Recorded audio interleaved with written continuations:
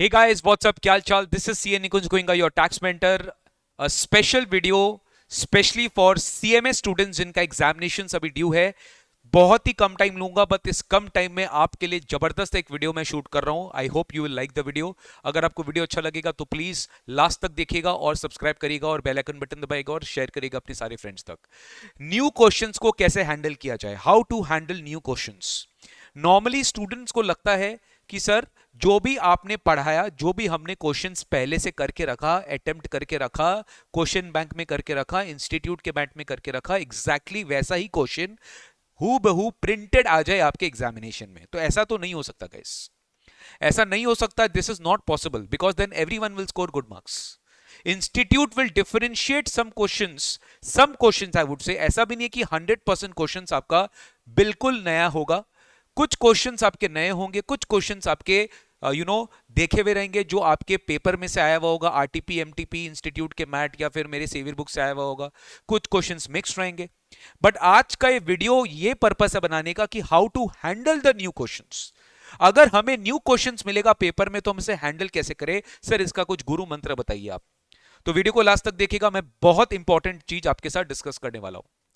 Sir सबसे पहले ये एक्सपेक्ट करना अपने आप से और examination paper say that you will get the same question in the paper, ये आप अपने लिए बहुत ही नाइंसाफी कर रहे हैं.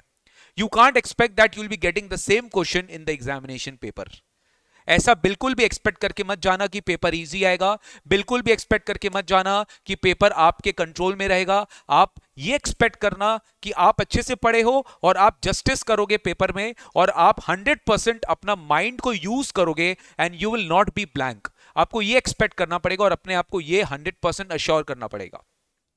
So never expect that you will get the same question in the paper. अगर आप ये कर रहे हो तो अपने आप से आप इनजस्टिस कर रहे हो. Always prepare yourself for the difficult question.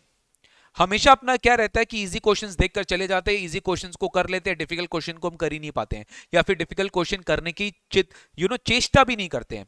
We never even try to attempt the paper which are difficult questions. तो इजी क्वेश्चंस तो भाई तुम्हारे लिए बोनस है. इजी क्वेश्चन अगर आप कर लिए ठीक है, वो आपका किया हुआ था, आपने वैसा का वैसे प्रिंटेड आ गया, खाली नंबर्स चेंज हुआ तो हो गया सर, वो तो बोनस है. इजी क्वेश्चंस तो बोनस है, बट डिफिकल्ट क्वेश्चंस अगर आप कर लिए तो that is something which you will do something different in your examination. काफी बार जो आपका न्यू क्वेश्चन रहेगा ना, प्लीज उस न्यू क्वेश्चन को रीड करिए प्रॉपरली. क्योंकि इजी क्वेश्चन को आप इजिली जल्द से जल्द समझ जाओगे. You will not spend much time in answering the easy questions because you have, आपको पता है किस तरह से करना है, आपने पहले कर लिया है, तो आपको ज्यादा टाइम नहीं लगेगा. तो time which you will save there you should invest in reading the question very very nicely, specially those questions which you are reading for the first time. कुछ नए क्वेश्चंस रहेंगे. देखो क्या होता है, क्वेश्चंस नए नहीं होते हैं, टॉपिक से ही वो क्वेश्चंस रहता है, खाली अलग वे ऑफ प्रेजेंटेशन होता है, अलग वे ऑफ इंफॉर्मेशन रहता है, अलग वे ऑफ पुटिंग रहता है. हो सकता है इंस्टीट्यूट आपको टैबुलर मैनर में नहीं देगी, जैसे पीजीबीपी का क्वेश्चन आता है, नॉर्मली बैलेंस शीट पीएल सब दिया हुआ रहता है, बट आपको एक ऐसा क्वेश्चन आ जाएगा जहां पे आपको स्टेटमेंट वाइज रहेगा. तो ऐसा नहीं है ना कि खाली फॉर्मेट बदला है, but presentation is different. You just need to apply your mind, apply your sense, and just don't panic. बताऊंगा उसके बारे में. तो read the question multiple times until you get close to the answer. जब तक आप आंसर से नजदीक नहीं पहुंच जाते, क्वेश्चन को पढ़िए exactly what the demand of the question is, exactly what the question is trying to say. सबसे इंपॉर्टेंट है, अगर आप न्यू क्वेश्चन देखते ही पैनिक कर गए, अरे अरे ये तो मेरे को आता ही नहीं है, अरे अरे हम तो कभी देखे ही नहीं. अरे भाई देखे नहीं है तो उसका ये मतलब नहीं है कि तुम्हें आता नहीं है. हाँ, हो सकता है कि आपने ये चैप्टर छोड़ के रखा हो, तो हो सकता है, बात अलग है, but don't panic. You know the answer, it's just that you have to think. Think is very important. Examination में यही तो नहीं होता है, हम सोचते नहीं है. हमारा माइंड एक प्रोग्राम्ड माइंड है, बस हमें जो सिखाया गया है, जो हमारे दिमाग में फिट किया गया है, हम उसे बस वॉमिट करते रहते हैं. अरे भाई तुम अप्लाई करो अपना माइंड, प्रोविजन जो लर्न किया उसको अप्लाई करो, फॉर्मूला जो लर्न किया उसको अप्लाई करो और फिर पेपर में लिखो. It's just that you have to think and apply what you have learned. आप जो भी लर्न किए हो, आपको उसको उसके बारे में सोचना पड़ता है और आपको उसको अप्लाई करना पड़ता है. Attempt new questions at the end. आपको क्या करना है, ये जो नए क्वेश्चंस रहेंगे आपको हमेशा इसको लास्ट में अटेम्प्ट करना चाहिए when you have attempted all the seen questions. क्योंकि क्या है, जो आपका देखे हुए क्वेश्चंस रहते हैं, अगर आपने उसको अटेम्प्ट कर लिया तो आपका कॉन्फिडेंस बढ़ जाता है, फिर आपके पास टाइम रहता है। जैसे 40-60 रूल में मैंने आपको बताया था, फर्स्ट 40 मार्क्स जो है सिक्योर हो जाना चाहिए in first 60 minutes. You have to do it so that you can ensure that you are actually passing in this paper. आप पास तो हो गए, फिर आपको अटेम्प्ट करना होता है नेक्स्ट 60 मार्क्स के लिए, ठीक है ना सर। न्यू क्वेश्चंस के लिए थोड़ा टाइम ज्यादा चाहिए होता है, इसलिए आपको इनिशियल 1 आवर में अवॉइड करना चाहिए new questions.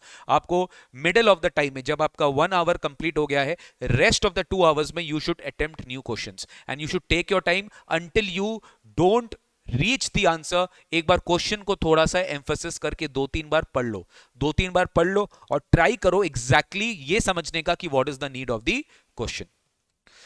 Divide the question. अब क्वेश्चन कैसे पढ़े, क्वेश्चन को नॉर्मली ना अपने एक पैराग्राफ की तरह पढ़ लेते हैं, एक एंड कॉम्प्रिहेंशन की तरह पढ़ लेते हैं। पार्ट्स में क्वेश्चन पढ़िए, specially case study based MCQs जो आपके टैक्स के पेपर में आएगा या फिर अदर पेपर्स में आएगा, या एमसीक्यूज या लॉन्ग एमसीक्यूज जो आपके पेपर में आएगा। You should divide the question into parts, कि पहला पार्ट पढ़ लिया उसका आंसर लिख कर लिया, दूसरा पार्ट कर लिया उसका आंसर कर लिया। क्वेश्चन को तोड़िए and try to answer what the question has exactly asked for. अपने क्या करते हैं ना, we beat around the bush. अपने से पूछा है व्हाट इज योर नेम, अपने उसका एड्रेस, कांटेक्ट, मोबाइल नंबर सब दे देते हैं। अरे भाई, तुमसे जो पूछा है तुमको वही जवाब देना है। Don't waste your time in over writing.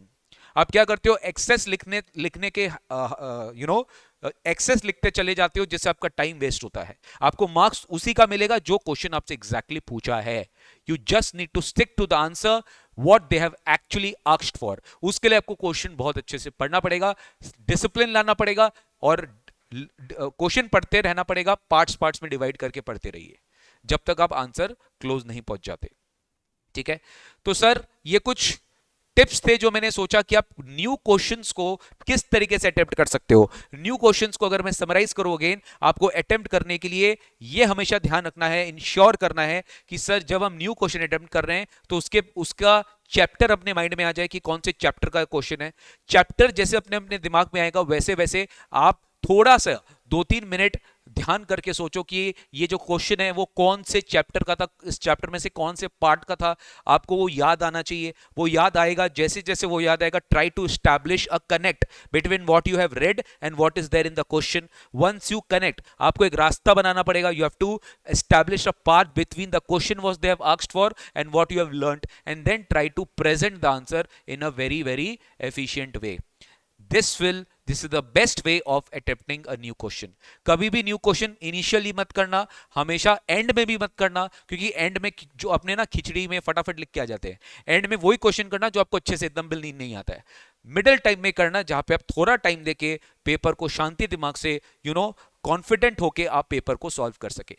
तो न्यू क्वेश्चन एज सच के न्यू क्वेश्चन है जो कि आपने पढ़कर रखा है। अच्छा, इंपॉर्टेंट, जो आप पढ़कर रखे, आप पहली बार ये पेपर में देख रहे हो, आपने कभी भी पहले नहीं देखा। जैसे टोटल इनकम का क्वेश्चन हमेशा ही न्यू रहता है, बट हाँ स्टाइल आपको पता है कि 48(3) के डिसअलाउंसेस रहेंगे, 48(2) के डिसअलाउंसेस रहेंगे, 43(b) के डिसअलाउंसेस रहेंगे। आपको उसको अप्लाई करना पड़ेगा। तो don't panic, just apply the concepts what you have learned in the question. So that's it guys, एक छोटा सा एग्जाम स्पेशल वीडियो था आप सब स्टूडेंट्स के लिए।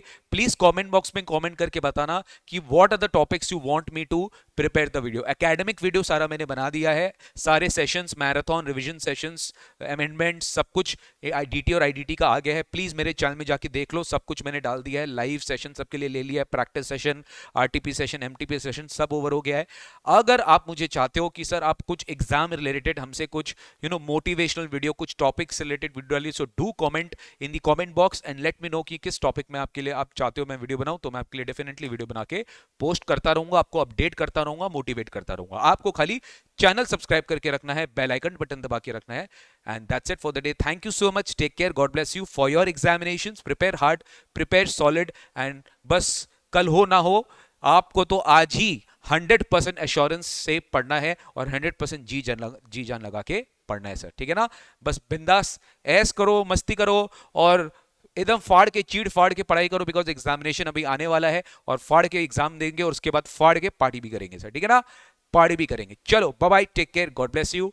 एंड सब्सक्राइब द चैनल भाई, सब्सक्राइब करो और शेयर करो भाई। अगर आप शेयर नहीं करेंगे ना तो मजा नहीं आएगा यार। शेयर करो, इतना मेहनत से आप लोग के लिए वीडियोस बनाया जाता है, कंटेंट लाया जाता है, अपडेट दिया जाता है, तो शेयर करो। और हाँ, हमारे कोर्सेज में अमेजिंग डिस्काउंट ऑफर्स चल रहा है। CA CMA final, CS executive and professional, जबरदस्त तरीके से क्लासेस चल रहा है, तो आप फटाफट जाके क्लासेस ले सकते हो अगर आप इंटरेस्टेड हो। Thank you so much, take care.